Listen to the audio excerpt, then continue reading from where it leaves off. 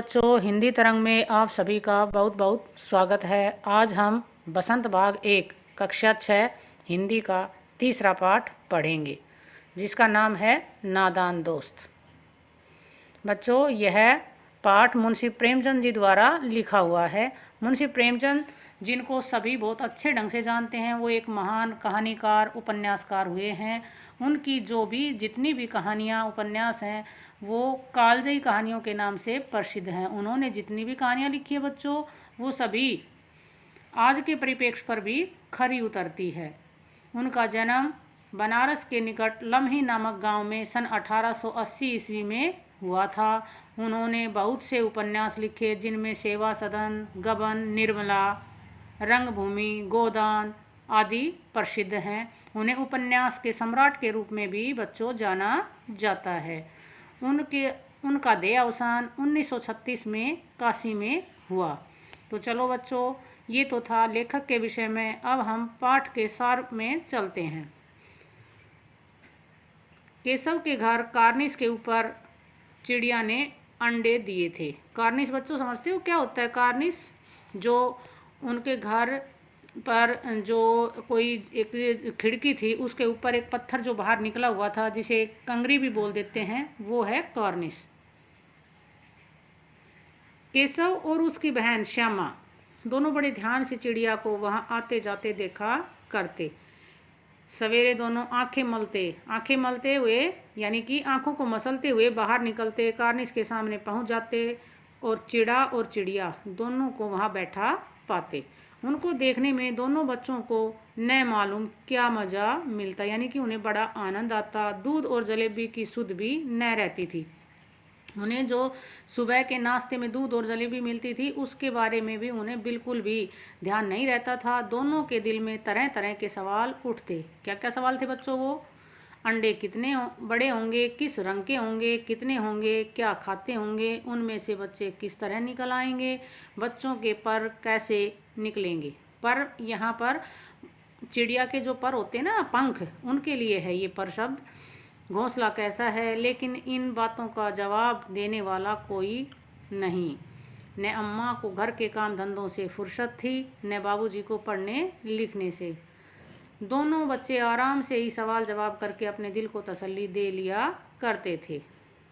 श्यामा कहती, क्यों भैया, बच्चे निकलकर फुर से उड़ जाएंगे? केशव विद्वानों जैसे गर्व से कहता, नहीं री पगली, पहले पर निकलेंगे, बगैर परों के बेचारे कैसे उड़ेंगे। यानी कि दोनों बच्चे अपने आपस में ही सवाल जवाब करके अपने दिल को तसल्ली देते थे, जिसमें केशव थोड़ा बड़ा होने के कारण श्यामा पर पूरा रौब जमाता था। वो इस तरह से बातें करता था जैसे उसे सब कुछ पता हो। श्यामा बच्चों को क्या खिलाएगी बेचारी? किसके लिए आया है बच्चों? ये चिड़िया के लिए, कि बेचारी उन बच्चों को कैसे क्या खिलाएगी। केशव इस पेचीदा माने कठिन सवाल का जवाब कुछ न दे सकता था। इस तरह 3-4 दिन गुजर गए। दिन गुजरना यानी कि समय बीत जाना। दोनों बच्चों की जिज्ञासा बच्चों, जानने की इच्छा दिन दिन बढ़ती जाती थी। अंडों को देखने के लिए वे अधीर माने उनका धैर्य जो था वो जवाब दे रहा था। वो इतने अधीर, बेचैन भी कह सकते हैं हम इसको, बड़े बेचैन थे। उन्होंने अनुमान माने अंदाजा लगाया कि अब जरूर बच्चे निकल आए होंगे। बच्चों के चारे का सवाल अब उनके सामने आ खड़ा हुआ। चारे मीन खाने का। चिड़िया बेचारी इतना दाना कहाँ पाएगी कि सारे बच्चों का पेट भरे। गरीब बच्चे भूख के मारे चूं चूं करके मर जाएंगी। अब वो उनके मन में इस तरह के प्रश्न उठ रहे थे कि बेचारी चिड़िया इतना दाना पानी अपने बच्चों के लिए कहाँ से लेकर आएगी, और अगर वो इतना दाना नहीं ला पाई तो बच्चे बेचारे भूख से तड़प के मर जाएंगे। इस मुसीबत का अंदाजा करके दोनों घबरा उठे, यानी कि इस कठिनाई का अनुमान लगा करके दोनों बच्चे घबरा उठते हैं। दोनों ने फैसला लिया कि कार्निस पर थोड़ा सा दाना रख दिया जाए, कि थोड़ा दाना लेकर के कार्निस के ऊपर रख देते हैं, ताकि चिड़िया को कहीं आने जाने में दिक्कत ही ना हो, कहीं जाना ही ना पड़े। श्यामा खुश होकर बोली, तब तो चिड़िया को चारे के लिए कहीं उड़कर न जाना पड़ेगा न। केशव, नहीं, तब क्यों जाएगी? श्यामा, क्यों भैया, बच्चों को धूप न लगती होगी? अब श्यामा को ये सवाल भी बड़ा परेशान करता है कि कहीं बच्चे धूप में तो परेशान नहीं हैं, यानी कि उनको धूप तो नहीं लगेगी। केशव का ध्यान इस तकलीफ की तरफ न था। बोला, जरूर तकलीफ हो रही होगी, बेचारे प्यास के मारे तड़पते होंगे, ऊपर छाया भी तो नहीं। आखिर यही फैसला हुआ कि घोंसले के ऊपर कपड़े की छत बना देनी चाहिए। पानी की प्याली और थोड़े से चावल रख देने का प्रस्ताव भी स्वीकृत हो गया। जैसे बड़े किसी कार्य को क्रियान्वित करते हैं ना, उसी प्रकार दोनों बच्चों ने भी इस प्रस्ताव को सहज स्वीकार कर लिया कि चावल और पानी रख देते हैं वहाँ पर। दोनों बच्चे बड़े चाव से काम करने लगे। श्यामा माँ की आंख बचाकर मटके से चावल निकाल लाई। अब तो बच्चों, अब घर में तुम रसोई में देखते हो कि तुम्हारी जो माँ है वो चावल इत्यादि कोई डब्बों में भर के रखती है, लेकिन उस समय, क्योंकि ये बहुत पहले की कहानी है, तो उस समय इतनी ज़्यादा सहूलियत नहीं थी, तो घर में मटके इत्यादि में ही जो चीज़ें होती थी वो रखी जाती थी। तो श्यामा की माँ ने भी चावल कहाँ पर रखे हुए थे? मटके के अंदर। और श्यामा जो है वो अपनी माँ से आंख बचा करके, यानी कि बहुत छुप करके चावल निकाल लाती है। केशव ने पत्थर की प्याली का तेल चुपके से ज़मीन पर गिरा दिया और उसे साफ करके उसमें पानी भरा। अब चांदनी के लिए कपड़ा कहाँ से आए? चांदनी यहाँ आया है कि उसको छाया करने के लिए कहाँ से कपड़ा लेकर आए? फिर ऊपर बगैर छड़ियों के कपड़ा ठहरेगा कैसे, और छड़ियाँ खड़ी होंगी कैसे? आदि आदि सवाल उनको परेशान करने लगे। केशव बड़ी देर तक इसी उधेड़बुन में रहा। आखिरकार उसने यह मुश्किल भी हल कर दी। श्यामा से बोला, जाकर कूड़ा फेंकने वाली टोकरी उठा लाओ। उनके घर में जो कूड़ा फेंकने की जो टोकरी रखी हुई थी ना, उसके विषय में कहता है कि जा, श्यामा से कहता है कि जा और उस कूड़ा फेंकने वाली टोकरी को उठा ला। अम्मा जी को मत दिखाना, माँ को मत बताना इसके विषय में। श्यामा, वह तो बीच से फटी हुई है, उसमें से धूप न जाएगी। अब वो ये सवाल करती है कि उसमें से तो धूप जाएगी। केशव ने झुंझलाकर मन थोड़ा ईर्ष्यावश गुस्सा करते हुए कहा, तू टोकरी तो ला, मैं उसका सुराख बंद करने की कोई हिकमत निकालता हूँ। हिकमत का मतलब है कोई तरकीब निकालता हूँ, कोई तरीका निकालता हूँ। श्यामा दौड़कर टोकरी उठा लाई। केशव ने उसके सुराख में थोड़ा सा कागज ठूंस दिया और तब टोकरी की एक टहनी से टिकाकर बोला, देख, ऐसे ही घोंसले पर उसकी आड़ कर दूंगा, तब कैसे धूप जाएगी। श्यामा ने दिल में सोचा, भैया कितने चालाक हैं। चालाक यहाँ पर मतलब चतुर के लिए आया है कि कितना सियाना है ये। गर्मी के दिन थे, बाबूजी दफ्तर गए हुए थे। अम्मा दोनों बच्चों को कमरे में सुलाकर खुद सो गई, लेकिन बच्चों की आंखों में आज नींद कहाँ? बच्चों की आंखों में तो नींद थी नहीं। अम्मा जी को बहलाने के लिए दोनों दम रोक के आंखें बंद की। अपनी अम्मा को यानी अपनी माँ को बहलाने के लिए यानी खुश करने के लिए दोनों अपनी सांस रोक करके और ज़बरदस्ती आंखें बंद किए हुए थे। मौके का इंतज़ार कर रहे थे। बस वो किसकी तलाश में थे? अवसर की तलाश में थे। ज्यों ही मालूम हुआ कि अम्मा जी अच्छी तरह सो गई, दोनों चुपके से उठे और बहुत धीरे से दरवाजे की सिटकनी, जिसको चिटकनी भी बोल देते हैं, खोल कर बाहर निकल आए। अंडों की हिफाजत यानी रक्षा की तैयारियां होने लगी। केशव कमरे से एक स्टूल उठा लाया, लेकिन जब उससे काम न चला तो नहाने की चौकी लाकर स्टूल के नीचे रखी और डरते डरते स्टूल पर चढ़ा। श्यामा दोनों हाथों से स्टूल पकड़े हुए थी। स्टूल चारों टांगे बराबर न होने के कारण जिस तरफ ज़्यादा दबाव पाता था जरा सा हिल जाता था, यानी कि वो बिल्कुल चारों उसके जो पाए थे वो इकसार नहीं थे, इस कारण वो हिल रहा था। यह उसी का दिल जानता था। दोनों हाथों से कार्निश पकड़ लेता और श्यामा को दबी आवाज़ में डांटता, अच्छी तरह पकड़, क्योंकि उसे गिरने का भय था, वरना उतर कर बहुत मारूंगा। मगर बेचारी श्यामा का दिल तो ऊपर कार्निश पर था, क्योंकि उसके मन में भी यही जिज्ञासा थी ना। किसके मन में? श्यामा के मन में, कि वो भी उन अंडों को देखे। बार बार उसका ध्यान उधर चला जाता और हाथ ढीले पड़ जाते, और जैसे ही हाथ ढीले पड़ते तो क्या होता बच्चों, वो जो स्टूल था वो हिल जाता। केशव ने जो ही कार्निश पर हाथ रखा, दोनों चिड़ियाँ उड़ गई। केशव ने देखा कार्निश पर थोड़े तिनके बिछे हुए हैं और उन पर 3 अंडे पड़े हैं। कितने अंडे थे बच्चों? 3। जैसे घोंसले उसने पेड़ों पर देखे थे वैसा कोई घोंसला नहीं है। श्यामा ने नीचे से पूछा, कै बच्चे हैं भैया? कै बच्चे का मतलब है कितने बच्चे हैं। केशव 3 अंडे हैं, अभी बच्चे नहीं निकले। श्यामा जरा हमें दिखा दो भैया कितने बड़े हैं। केशव दिखा दूंगा, पहले जरा चिथड़े ले आ, नीचे बिछा दूं, बेचारे अंडे तिनकों पर पड़े हैं।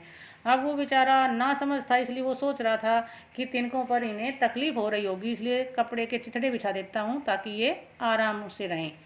श्यामा दौड़कर अपनी पुरानी धोती फाड़ कर एक टुकड़ा लाई। केशव ने झुककर कपड़ा ले लिया, उसकी कई तह करके उसने एक गद्दी बनाई और उसे तिनकों पर बिछाकर तीनों अंडे धीरे से उस पर रख दिए। श्यामा ने फिर कहा, हमको भी दिखा दो भैया। केशव, दिखा दूंगा, पहले जरा वह टोकरी तो दे दो, ऊपर छाया कर दूं। श्यामा ने टोकरी नीचे से थमा दी और बोली, अब तुम उतर आओ, मैं भी तो देखूं।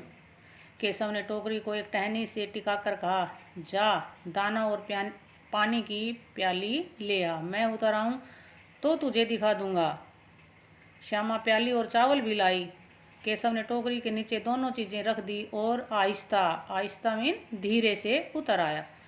श्यामा ने गिड़गिड़ा कर कहा, अब हमको भी चढ़ा दो भैया। केशव, तू गिर पड़ेगी। केशव क्योंकि उससे थोड़ा बड़ा था, इसलिए बड़ों की बाती उसके साथ व्यवहार कर रहा था कि कहीं तू गिर पड़ेगी। केशव, न गिरूंगी भैया। श्यामा, न गिरूंगी भैया, तुम नीचे से पकड़े रहना। केशव, न भैया, कहीं तू गिरा पड़ी तो अम्मा जी मेरी चटनी ही कर डालेंगी। चटनी कर डालने से मतलब क्या है कि मुझे बहुत मार पड़ेगी, कहेगी कि तूने ही चढ़ाया था, क्या करेगी देखकर। अब अंडे बड़े आराम से हैं, जब बच्चे निकलेंगे तो उनको पालेंगे। दोनों चिड़िया बार बार कार्निश पर आती थी और बगैर बैठे ही उड़ जाती थी। केशव ने सोचा, हम लोगों के डर से वहीं नहीं बैठती। स्टूल उठाकर कमरे में रख आया, चौकी जहाँ की थी वहीं रख दी।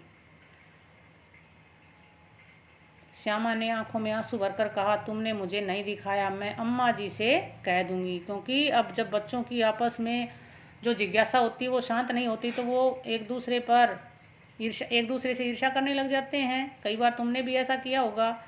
तो श्यामा जो है वो गुस्से से भर जाती और कहती है कि मैं अम्मा जी से कहूँगी। केशव, अम्मा जी से कहेगी तो बहुत मारूंगा, कह ही देता हूँ। श्यामा, तो तुमने मुझे दिखाया क्यों नहीं। अब वो उससे बार बार ये सवाल करती है कि तुमने मुझे अंडे क्यों नहीं दिखाए। केशव, और गिर पड़ती तो 4 सर न हो जाते, यानी कि तेरा सर भी फट सकता था। श्यामा, हो जाते, देख लेना, मैं कह दूंगी।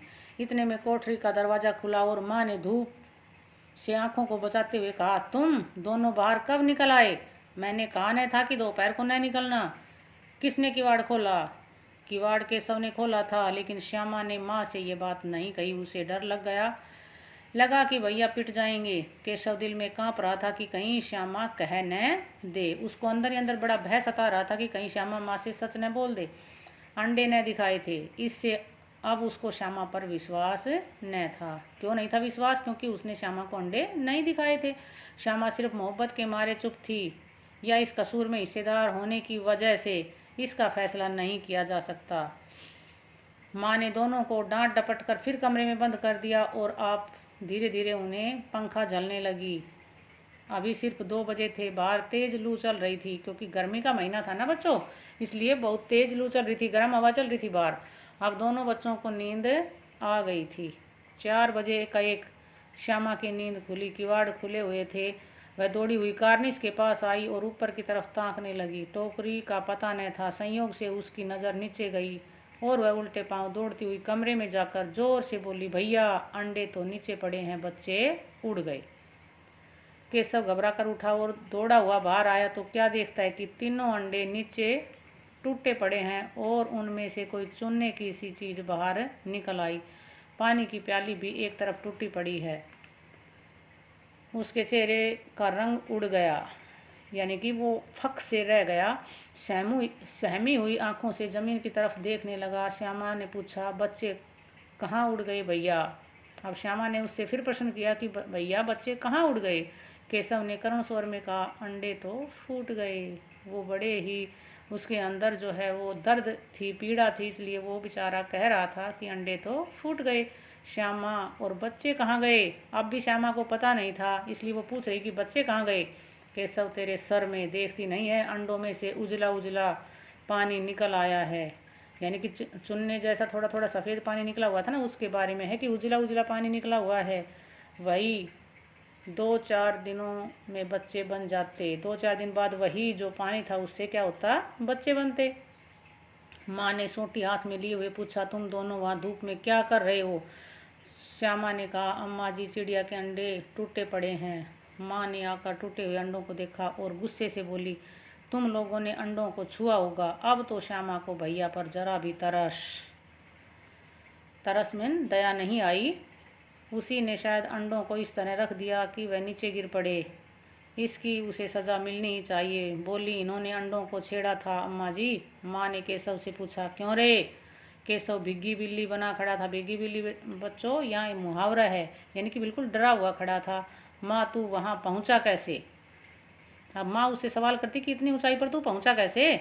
श्यामा, चौकी पर स्टूल रखकर चढ़े अम्मा जी। केशव, तू स्टूल थामे नहीं खड़ी थी? अब वो उस पर भी आरोप लगा रहे कि तूने भी तो मेरा साथ दिया था। श्यामा, तुम्ही ने तो कहा था।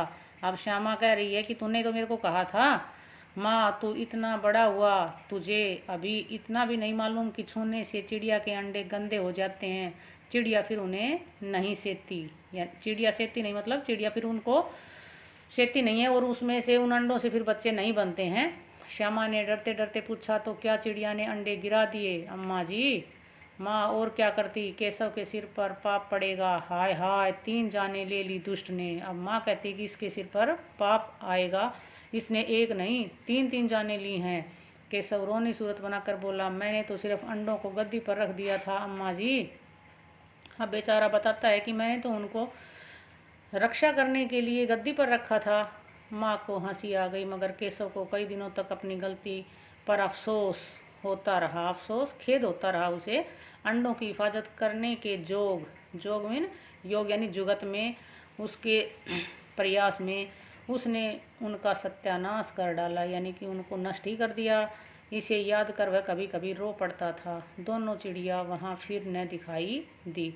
तो बच्चों, आप सभी को समझ आया कि कभी भी गलती से पक्षियों के अंडों को हमें छूना नहीं चाहिए, नहीं तो वही केशव और श्यामा की तरह ऐसा हो सकता है जैसे उन्होंने अपनी तरफ से तो अंडों की हिफाजत की थी, लेकिन अपनी नादानी की वजह से उन्होंने तीनों अंडों को नष्ट कर दिया। ठीक है बच्चों, अगले में हम करेंगे इसके प्रश्न।